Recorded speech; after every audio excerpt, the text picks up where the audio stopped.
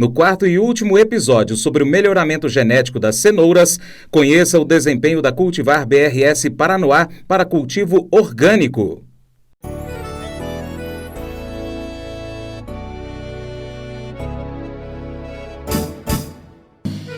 Acordo de manhã para prosear no mundo do campo, as notícias escutar. Vem com a gente em toda a região com o seu programa Paracatu Rural.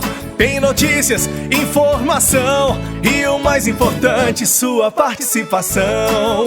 Programa Paracatu Rural. Programa Paracatu Rural.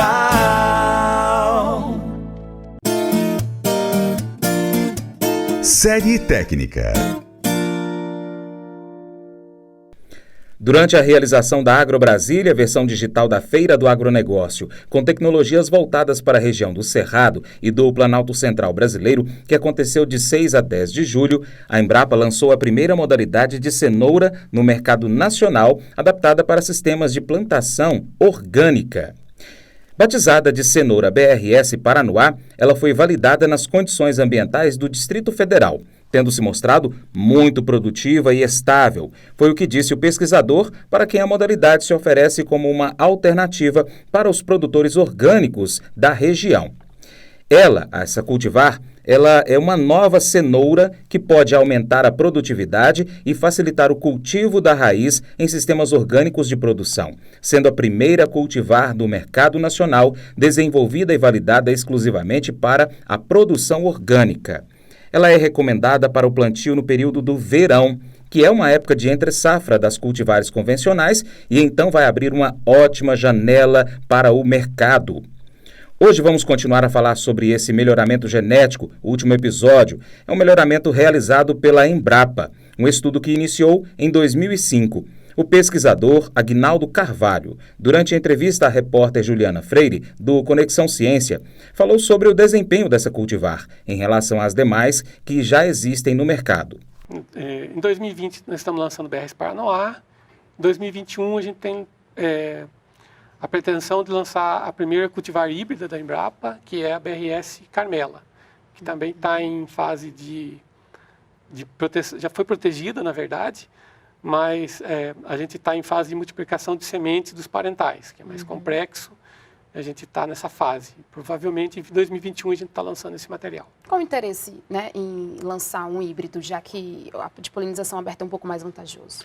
A de polinização aberta é vantajosa em relação ao preço de sementes, a facilidade de produção de sementes, mas em relação à uniformidade de raízes, a de polinização aberta ela não é tão vantajosa como os híbridos. Os híbridos são muito mais uniformes. E isso fez com que esse mercado de híbridos se estabelecesse. Então, hoje, na região de produtores de grande escala, é a predominância de híbridos, tanto de inverno como verão. A vantagem do híbrido é a uniformidade, precocidade. Desvantagens são o alto custo de semente e praticamente todos são estéreis. Mesmo que queira tirar semente, o produtor não consegue. No que diz respeito, Aguinaldo, à produção de semente de cenoura, é algo complexo? Sim, é preciso conhecimento técnico e estrutura, né? Aqui em Brasília, nós produzimos semente em condições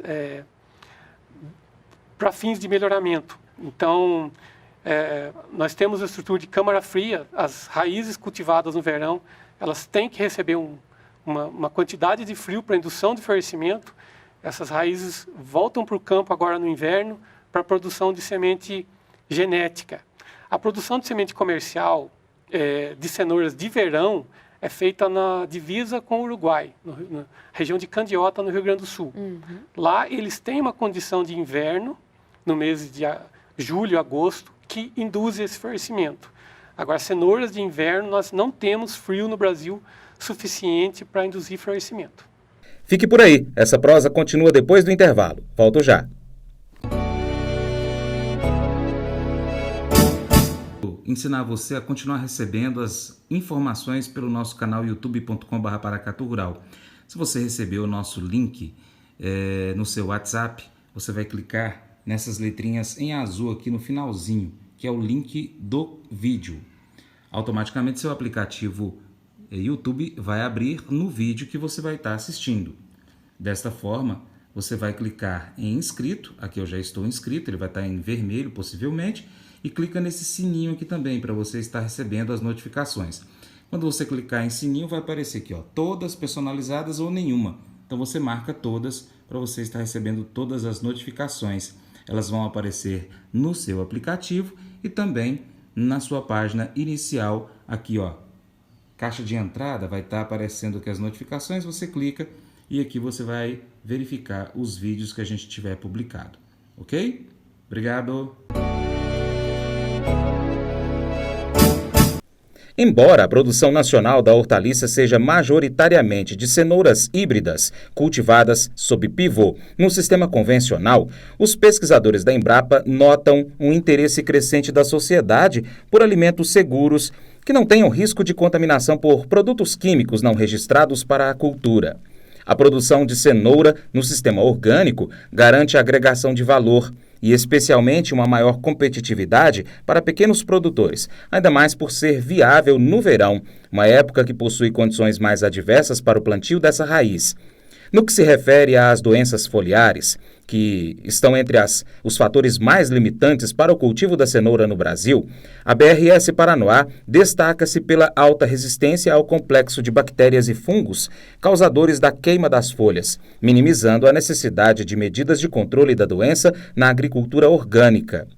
Mesmo diante da temperatura elevada nesse período e excesso das chuvas, condições típicas do verão, as raízes atingem o tamanho comercial desejável no momento da colheita, sem destruição da área foliar.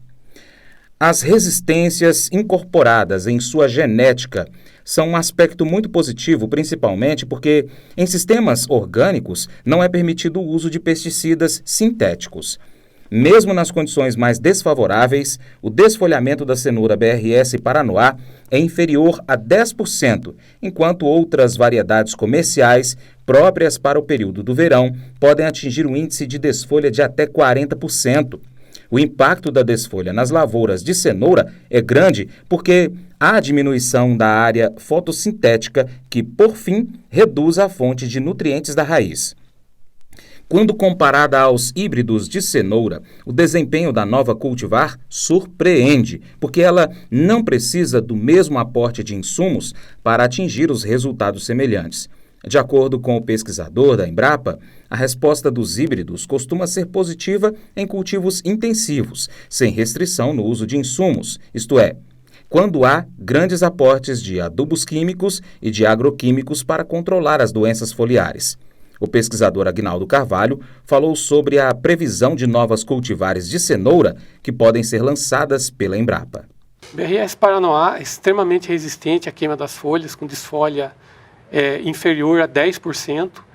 Em média de ensaios que a gente tem realizado na Embrapa e em área de produção, ela produz mais de 30 toneladas por hectare, sem nenhum controle de doenças foliares ou de doenças de solo, com a adubação orgânica que o produtor vem adotado.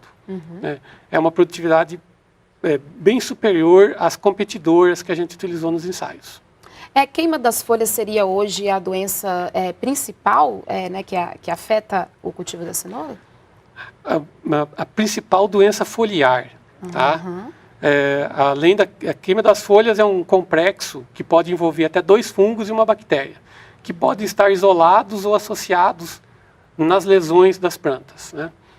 Ela flutua, ela depende de um ano mais chuvoso, mais quente, predomina um patógeno ou outro, mas esse complexo a gente chama de queima das folhas. Nós temos problemas também com nematóides das galhas, que talvez seja o principal problema pela dificuldade de controle, porque é abaixo do solo, e tem surgido alguns outros problemas, que até então não era comum no Brasil, como o míldio, como o oídio, desculpa, que vem atacando principalmente as lavouras de inverno. Mas essas são as principais. Existem alguns outros problemas, como eu já citei, o tombamento na fase inicial, e doenças de pós-colheita também, tem algumas, mas as principais são essas.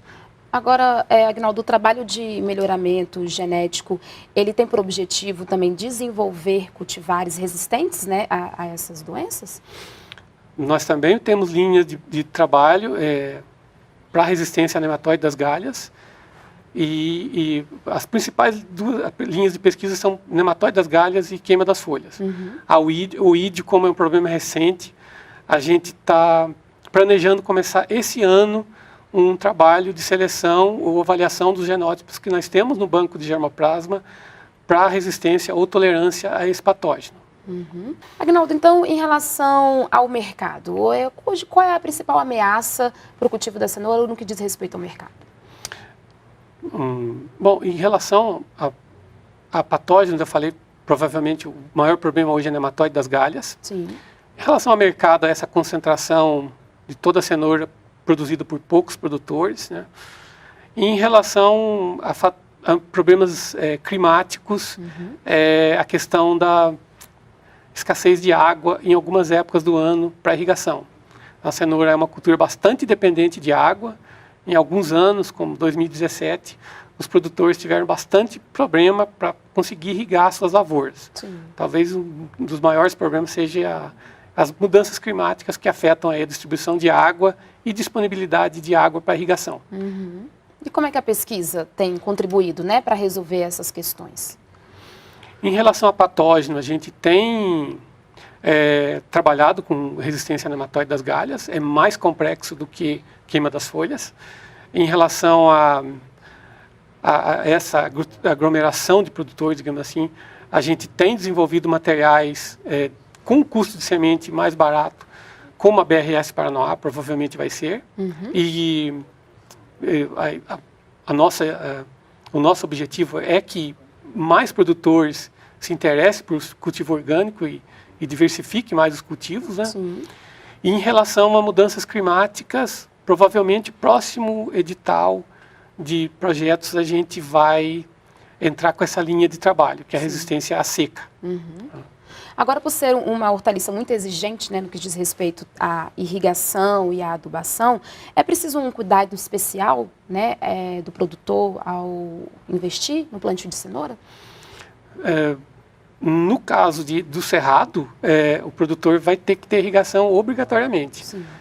Na região sudeste, a gente observava que pequenos produtores, alguns não tinham sistema de irrigação, por exemplo. Eles até conseguiam produzir, mas ficavam dependentes de chuvas, né? Hoje, o que se estabeleceu são produtores altamente tecnificados e praticamente todos têm irrigação. É isso aí. E para continuar recebendo as informações do agronegócio, inscreva-se em nosso canal. Também clique no sininho e compartilhe este vídeo com seus amigos para nos ajudar a trazer muito mais informações para você. Muito obrigado.